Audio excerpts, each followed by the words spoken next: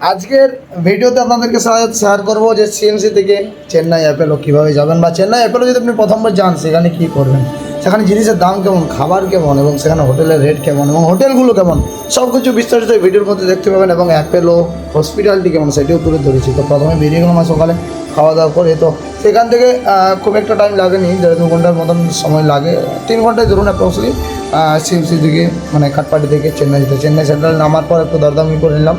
আপনি সামনে কখনোই অটো নেবেন না, অটো নিলে একটু ভিতর দিকে যাবেন, তাহলে আপনি রেটটা একটু কমে পেয়ে যাবেন, ঠিক আছে।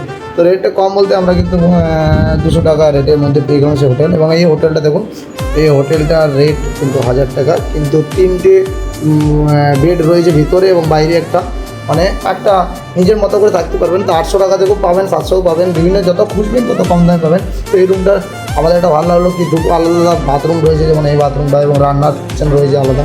এবং এই বেডটা দেখতেও ভালো ছিল এবং রুমটাও অতিরিক্ত ভালো ছিল, আর রুমটার বাহারের দৃশ্যটা এরকম ছিল। তো আপনারা যদি অবশ্যই আসেন চেন্নাই, বাঙালি খাবার হোটেল পেয়ে যাবেন।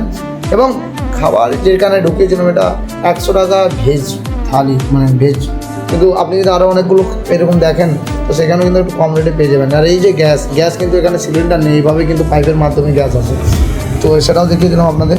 এবার আমরা কিন্তু চলে যাচ্ছি অ্যাপেলো হসপিটাল। তো হাঁটাহাঁটির পথে বেশিক্ষণ লাগলো না, একটু হাঁটার পথ অতিক্রম করে অ্যাপেলো হসপিটাল গেলাম। তো রবিবার ছিল, খুব একটা ভিড় ছিল না, বাট ভিড় অবশ্যই থাকবে। এবং সবথেকে ভালো লেগেছে এখানে ডাক্তারের নামগুলো ডিসপ্লেতে দেওয়া হচ্ছে এবং কোথায় কী ব্লক রয়েছে সব কিছু ব্লকগুলো শেয়ার করা রয়েছে।